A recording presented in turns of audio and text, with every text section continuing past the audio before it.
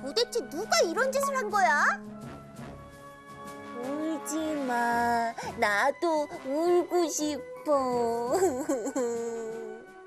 고구마 진짜 열심히 심었는데 밭이 이렇게 엉망이 되다니. 그만 울어. 운다고 해결될 일이 아니야. 내가 전문가를 불렀어. 안녕하십니까. 천재 추리 탐정 셜록 리입니다. 집에 도둑이 들었다고요? 집이 아니라 밭에 도둑이 들었어요. 저희 고구마를 몽땅 훔쳐갔어요. 저런. 텃밭이 아주 엉망이 되었군요. 꼭 좀 찾아주세요. 걱정 마십시오. 범인을 잡기 위해서 제가 몇 가지 질문을 좀 해보겠습니다. 평소에 사이가 좀 안 좋은 친구가 있었나요? 없는 것 같은데? 순호는 있을지도? 없거든. 나 정말 착하게 사는 호랑이야. 좋습니다. 그럼 혹시 최근에 숲속에 낯선 동물이 있진 않았는가 여쭤봅니다. 못 본 것 같은데? 너희는? 못 봤어.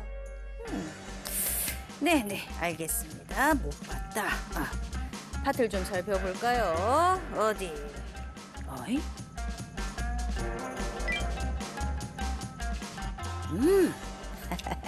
금방 찾을 수 있겠어. 어디? 이런 증거를 그냥 놓칠 순 없지.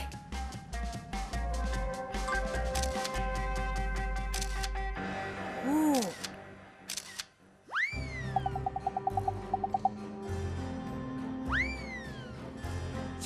셜록리! 소식 들었어요? 무슨 소식이요? 어젯밤 토끼네 당근밭에도 도둑이 들었대요. 정말 큰일이군. 혹시 그 뒤에 밤늦게 수상한 소리를 들어본 적은 없고요? 저희 잠도 못 자고 지키고 있는데 못 들었어요. 이상하다. 범인은 분명히 범죄 현장에 다시 오게 마련인데 진짜 이상하군요. 도대체 왜 자꾸 이런 일이 생기는 걸까요? 무서워서 잠을 잘 수가 없어요. 근데 조사를 하고 있기는 한 거죠? 그럼요. 나는 결정적 증거가 나올 때까지는 절대로 중간 평가는 또는 중간 보고는 안 하는 사람입니다. 철칙이죠. 그럼 누군지 짐작이 간단 말이에요? 지금 증거를 수집하고 있습니다. 여러 가지 방향에 대해서 생각을 하고 있고요. 특별히 생태계부터 찬찬히 찾아보고 있는 중입니다. 생태계요?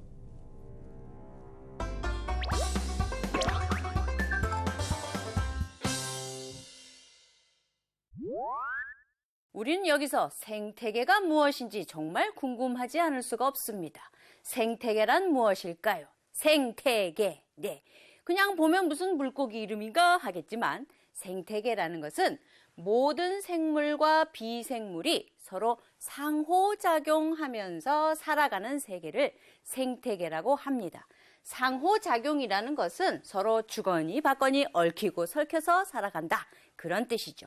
자, 여기에서 생물로는 무엇이 있을까요? 토끼, 독수리, 나무, 이런 것들을 볼 수가 있겠죠. 그러면 비생물은 뭐냐고요? 그래서 준비했습니다. 모든 생물과 비생물 요소가 서로 얽히고 설켜서 살아가는 세계를 생태계라고 하는데 생물은 무엇이고 비생물은 무엇이냐? 짜잔! 자, 이것이 바로 생물입니다. 말 그대로 생물은 살아있다는 뜻입니다. 살아있는 식물과 동물을 우리는 생물이라고 합니다. 여기 있는 개구리, 다람쥐, 여우 모두 동물이죠. 숨을 쉬고 양분을 흡수하면서 살아가고 있습니다. 여기 있는 민들레와 접시꽃도 역시 식물이죠. 마찬가지로 자손을 퍼뜨리면서 숨을 쉬면서 살아가고 있죠. 자, 이런 식물들도 숨 쉬고 있습니다. 자, 그럼 비생물은 무엇이냐? 여기 사진들을 잘 보십시오. 공기, 햇빛, 물, 흙, 그리고 온도까지. 자, 이와 같이 살아있지 않은 것은 무엇이라고 한다? 비생물이라고 합니다. 비가 들어가 있으면 반대말이 되죠. 생물의 반대말이 바로 비생물입니다. 살아있지 않은 것을 우리는 비생물이라고 한다는 거죠. 자, 이렇게 생태계를 구성하는 것은 살아있는 생물과 살아있지 않은 비생물이 함께 엮여서 있는 것이다. 즉, 생물의 구성 요소는 생물과 비생물. 그런데 이 생물도 또 나누어 볼 수 있다는 것입니다. 여기 우리 순호가 물을 먹고 있는데 여기에서 생물과 비생물적 요소를 한번 나눠 볼까요? 일단 우리 순호는 동물입니다. 그래서 생물 요소가 되는 것이고요. 순호가 먹는 물은 살아있지 않죠. 그래서 비생물 요소가 되는 것입니다. 아주 쉽죠? 생물과 비생물은 이렇게 나눌 수가 있습니다. 그런데 우리는 비생물 말고 생물만 봤을 때 또다시 세 가지로 나누어 볼 수 있다는 것입니다. 자, 어떻게 나눌 수 있느냐? 바로 양분, 영양이 되는 이 양분을 어떻게 얻느냐에 따라서 세 가지 부류, 생산자와 소비자와 분해자로 나누어 볼 수 있다라는 겁니다. 지금 여기 여러분이 보시는 것이 바로 생태계라고 했었죠. 이 중에 어떤 것이 생산자고 어떤 것이 소비자고 어떤 것이 분해자인지 맞춰보세요. 예, 자, 설명 들어갑니다. 먼저 생산자는 햇빛을 이용해서 살아가는 데 필요한 양분을, 여기가 중요합니다, 스스로 만드는 식물이 바로 생산자가 되겠습니다. 말 그대로 양분을 생산해내는, 만들어내는 생물이다, 이런 뜻으로 생각하시면 되겠습니다. 무엇을 이용해서? 여기에 있는 햇빛을 이용해서 스스로 광합성을 이용해서 우리 식물들은 양분을 만들어내죠.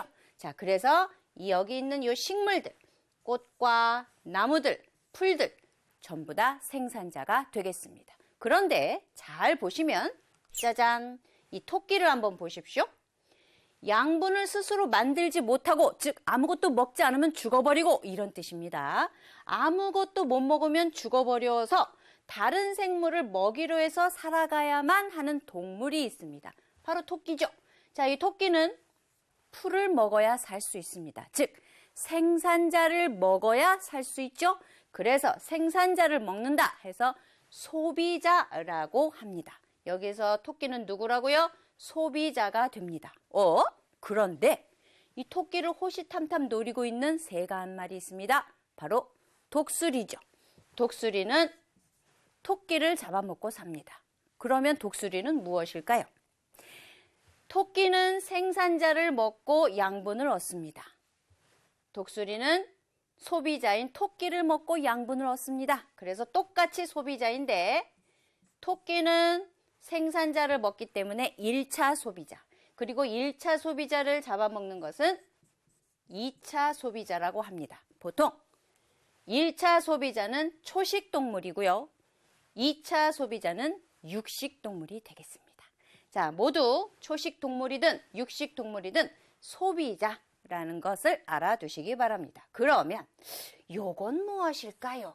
요건 왜 여기 있을까요? 바로 분해자이기 때문입니다. 분해자는 말 그대로 해친다는 것이죠. 가만히 하나 있는 것을 여기 다 찢어낸다는 것이죠. 자, 죽은 동물의 몸을 먹거나 분해하는 미생물, 예를 들어 버섯, 곰팡이, 세균을 우리는 분해자라고 합니다. 만약 이 분해자가 없다면 동물이 죽어도 영원히 썩지 않겠죠. 굉장히 재앙이 될 수가 있습니다. 그래서 분해자도 생태계를 이루는 아주 중요한 구성 요소가 될 수 있습니다. 자, 그래 놓고 보니 여기에 있는 생태계에서는 소비자를 먹여 살리는 생산자가 있고, 그리고 소비자가 있고, 그리고 분해자까지 있다. 이렇게 생산자와 소비자와 분해자가 각각 자기 자리에서 제 역할을 해야 건강한 생태계가 만들어집니다.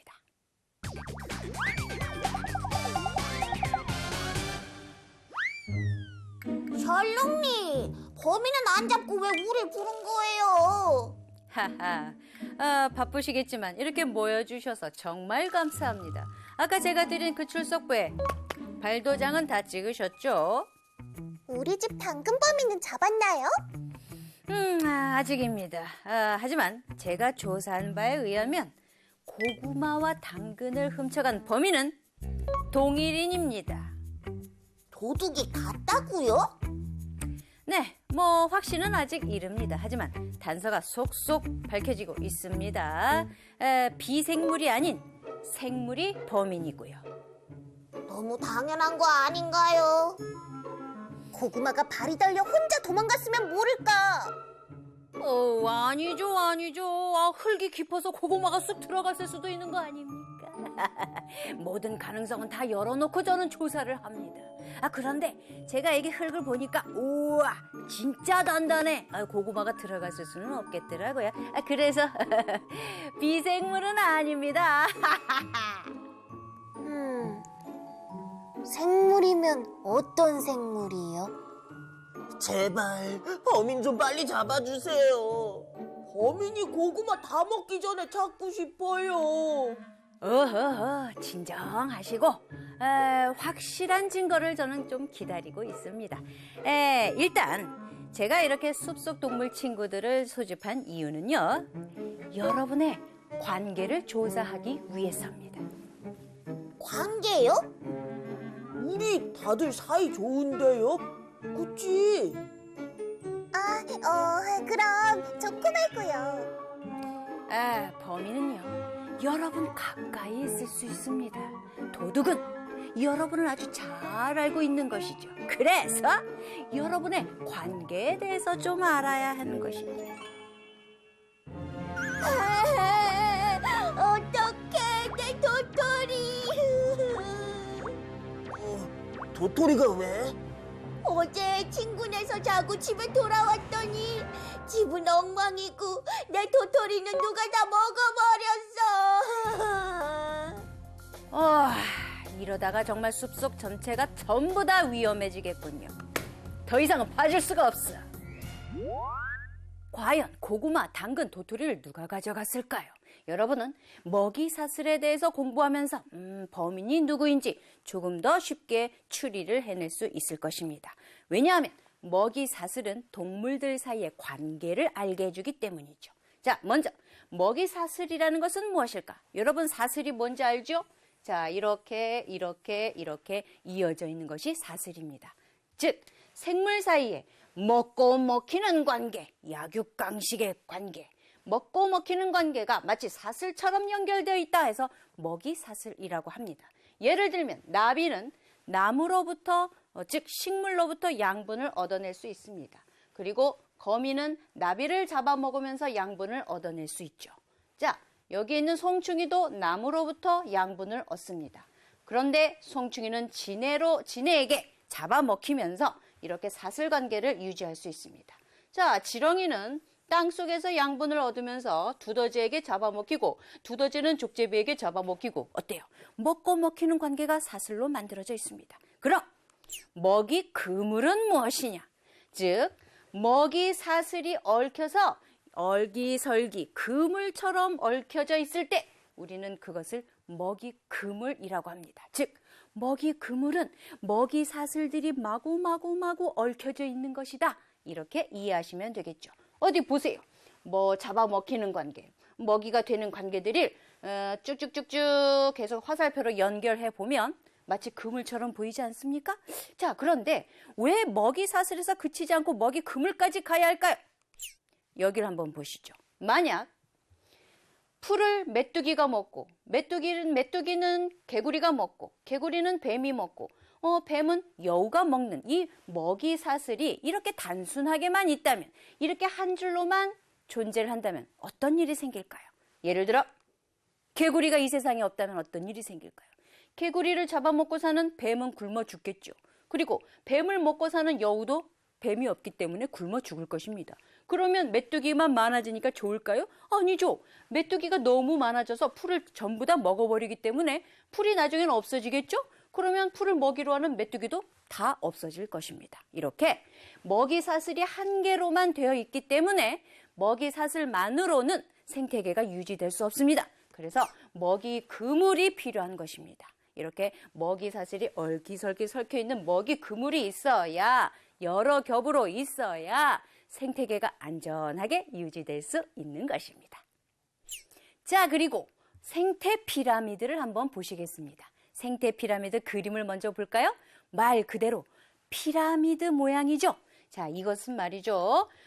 먹이 사슬에 따라서 먹을 수 있는 생물의 양이나 수를 표시해 봤더니, 위로 올라갈수록 그 수나 양이 줄어들더라 하는 것을 의미하는 그림이 되겠습니다. 한번 볼까요? 예를 들면 여기는 육지 생물, 여기는 바다의 생물이 되겠죠. 자, 여기 한번 봅시다. 여기 풀을 여기 있는 여기 소비자가 먼저 먹습니다. 1차 소비자가 먹겠죠? 자, 요 풀들은 생산자가 되겠죠. 그리고 여기는 1차 소비자가 되겠습니다. 그러면 1차 소비자를 먹는 것은 2차 소비자, 2차 소비자를 먹는 것은 3차 소비자, 맨 위에 있기 때문에 그 누구도 잡아먹을 수 없는 최종 소비자가 되겠습니다. 자, 이렇게 최종 소비자까지 갔습니다. 그런데 수를 한번 보실까요? 여기에 있는 풀들은 많지요. 위로 점점점 단계가 올라갈수록 좁아집니다. 즉, 풀들보다 1차 소비자가 적고 1차 소비자보다 2차 소비자의 수가 적고 2차 소비자보다 최종 소비자의 수가 적더라 하고 나타낸 것이 바로 생태 피라미드더라. 순호야, 뭐해? 내가 좋아하는 쇠고기를 많이 먹기 위해 일하는 중이야. 에? 쇠고기를 먹으려는데 식물을 왜 심어? 생태 피라미드 못 들었어? 생산자인 식물의 수가 많아야 그걸 먹는 1차 소비자인 소의 수도 많아진다고. 우와, 순호, 넌 다 계획이 있구나. 그런데 말이야, 난 좀 슬픈 생각이 들어. 왜? 생물들은 먹고 먹히는 관계로만 돼 있는 거야? 그렇지 않아. 생태계에서 생물들의 관계는 아주 다양해. 먼저 먹이 하나를 가지고 서로 차지하려고 하는 경쟁 관계가 있어. 대표적인 게 담치랑 따개비야. 야, 내가 먼저 발견한 먹이거든. 저리 가. 네 거 내 거가 어딨어. 먼저 먹는 내가 임자지. 쟤들 왜 저렇게 싸우는 거? 같은 공간에 살면서 먹는 먹이가 같으면 저렇게 경쟁 관계가 될 수밖에 없는 거지. 그런데 이렇게 경쟁 관계만 있는 건 아니야. 서로 도움을 주고받으며 살아가는 공생 관계도 있어. 아하! 신기물 근처에는 얼씬도 하지 마! 경고했다! 훔친 뿡이다! 개미야, 우릴 지켜줘서 고마워. 줄게 이것밖에 없다. 여기 단물이야. 고맙긴, 우리가 고맙지. 우린 너희 단물이 최고로 맛있어. 공생관계가 좋네. 물론 한쪽만 좋은 공생관계도 있어. 고래 등에 붙어 사는 따개비의 경우 고래에게는 아무런 도움을 주지 않거든. 그래도 얘네는 양반이지. 일방적으로 혼자만 좋은 기생관계도 있거든. 기생관계가 뭐야? 기생관계는 한 생물이 다른 생물의 몸에 붙어 살면서 양분을 빨아먹으며 혼자만 이득을 얻는 관계를 말해. 호로로로? 식물의 양분은 언제 먹어도 맛있단 말이야. 아유, 그만 좀 먹으라고. 내 입 다 떨어지겠어. 진딧물은 식물의 양분과 수분을 빼앗아 먹는 대표적인 기생생물이지. 우와, 생태계는 관계들도 참 다양하니 많다. 그렇다면 우리 고구마를 훔쳐간 녀석은 혹시 기생생물이 아닐까?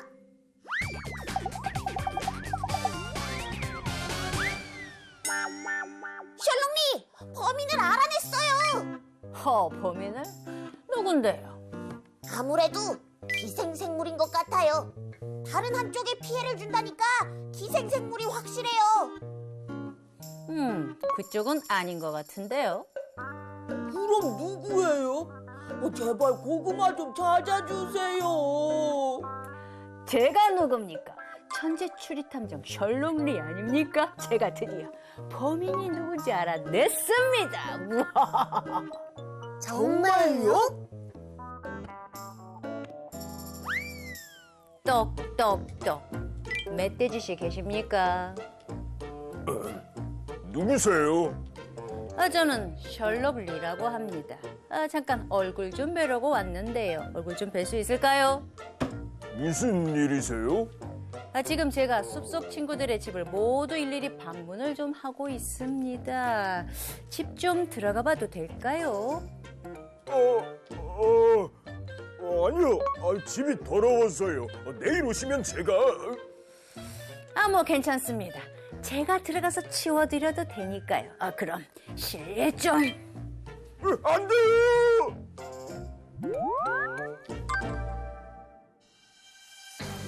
여기 이거 여러분들이 찾던 거 맞나요?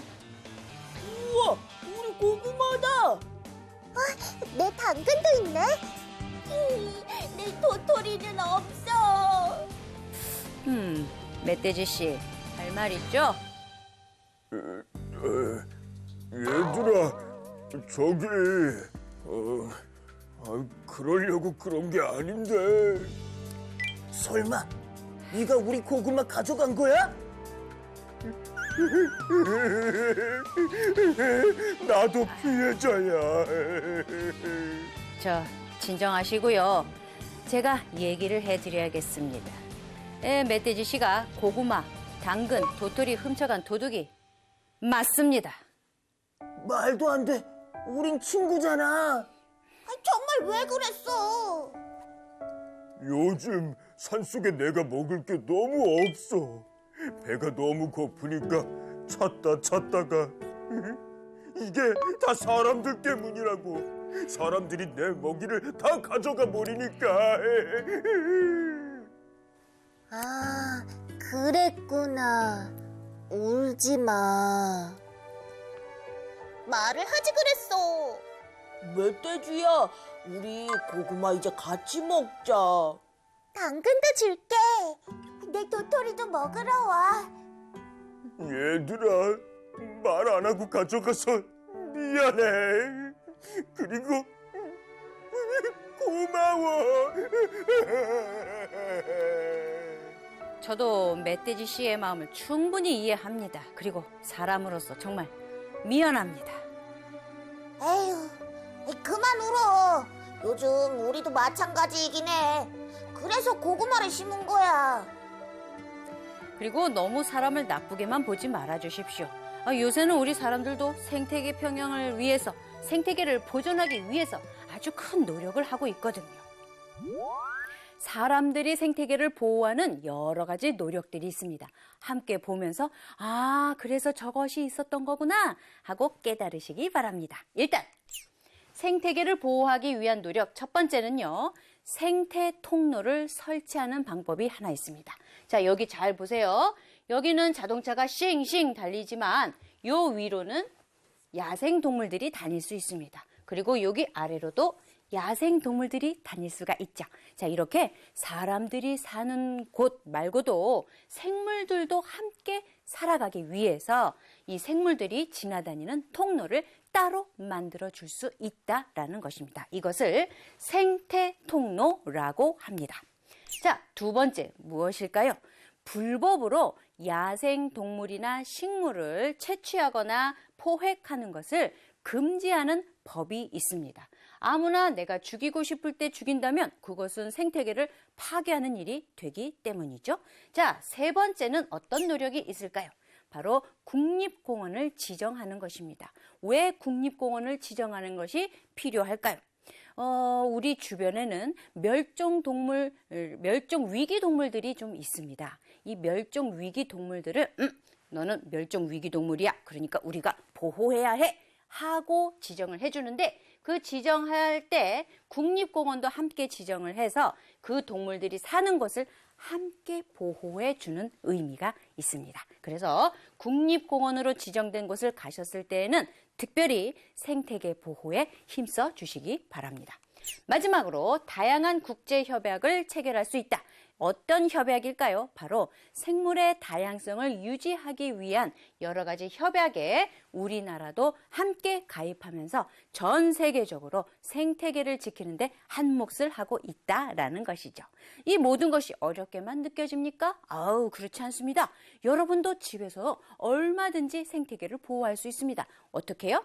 일회용품 적게 쓰고 그리고 쓰레기를 잘 만들지 않는 것만으로도 여러분이 집에서 생태계를 보호할 수 있는 방법이 되겠습니다.